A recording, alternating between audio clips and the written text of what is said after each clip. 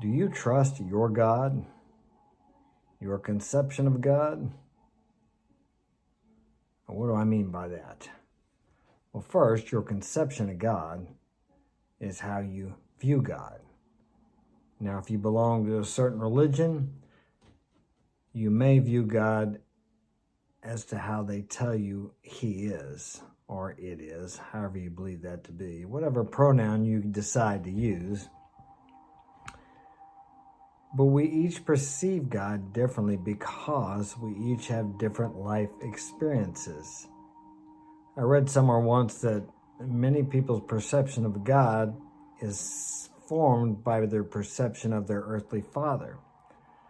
Now that could be a very varied perception of God because we all have different perception and relationship with our Father, if you were lucky enough to have one that was around, and some people don't. So how could you trust a God if your father was never around and you never had an opportunity to learn to trust him? Obviously, you probably wouldn't trust him at all. But you can change your conception of God anytime you like. By examining your beliefs, contemplating how your life has gone, contemplating your thoughts. God works through us. We are instruments of divine presence and power. God can only do to me what he can do through me. It's like electricity flowing through a wire. An example would be like this. I was running a pressure machine one day, a paint sprayer, and it runs well on 100 foot of cord. But I had 200 feet hooked up to it this day, and it wasn't getting sufficient power because there was too much resistance in this cord. And the more cords you put, the longer the power, the electricity had to flow through it, more distance.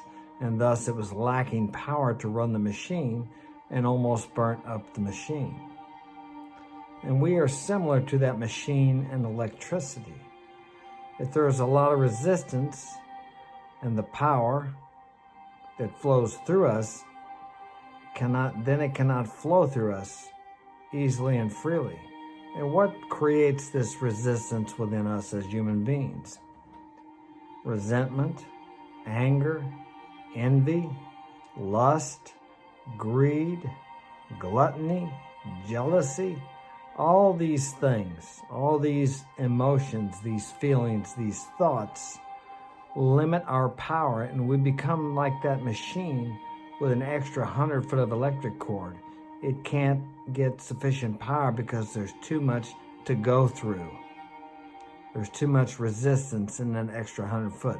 There's too much resistance within you to allow the power of God to flow through you to accomplish and achieve and live a fulfilling life with peace, contentment, and abundance that you desire. So, what eliminates a lot of this is trust.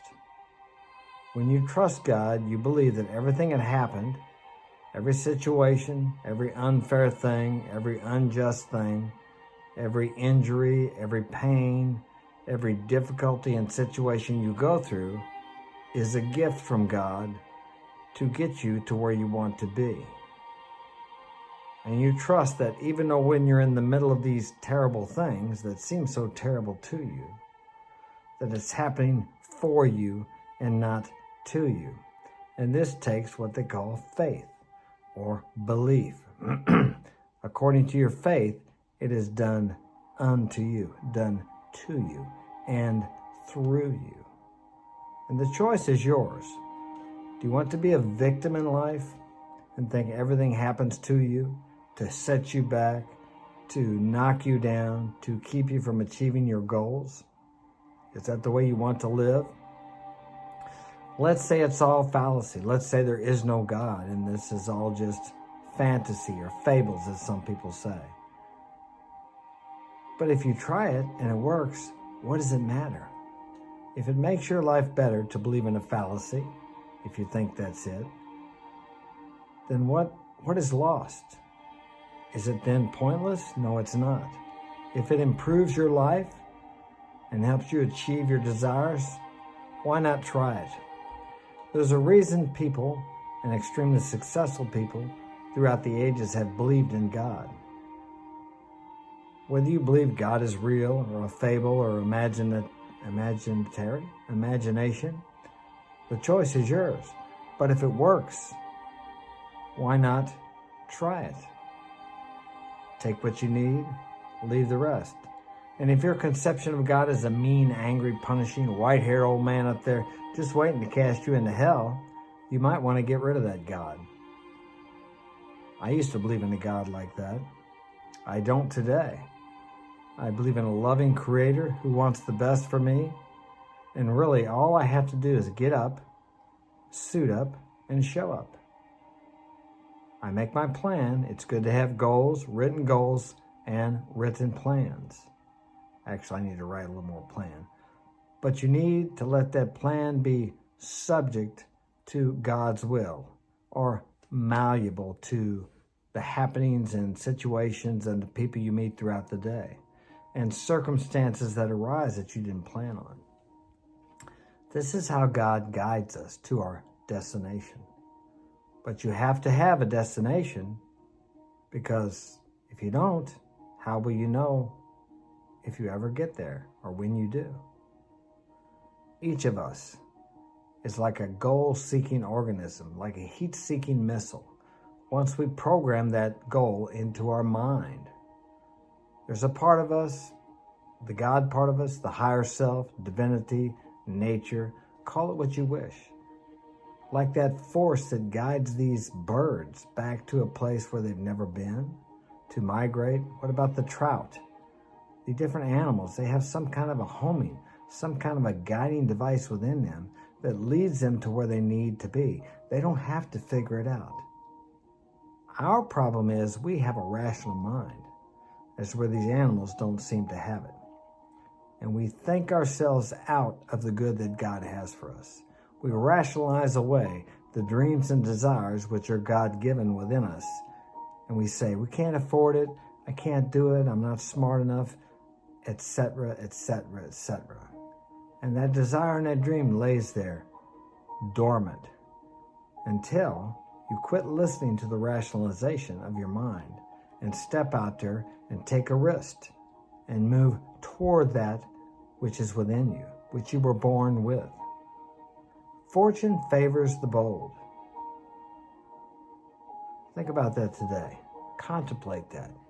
Go to a quiet place and just sit there and allow the thoughts to flow through your mind. Some of the thoughts you will wonder where they came from because you didn't constantly try to think of them. Who is that? What is that? Is it the mind of God? The mind of man? Thoughts are eternal. What you see is transitory. What is unseen in the thought world is eternal. But what is unseen, if you dwell and let those be your dominant thoughts, they will come to pass in your life. Try it. Don't try it for a day. That's not dominant thoughts. Or a week or even a month. I have certain things I've been focusing on and contemplating for years, and I see them slowly coming to pass. I'm nothing special. You have the same God-given power within your mind that I do, and you too can accomplish your dreams and desires. It's what you came here for. That's all I have for today. Hit that like button, subscribe. Take care. Have a great day.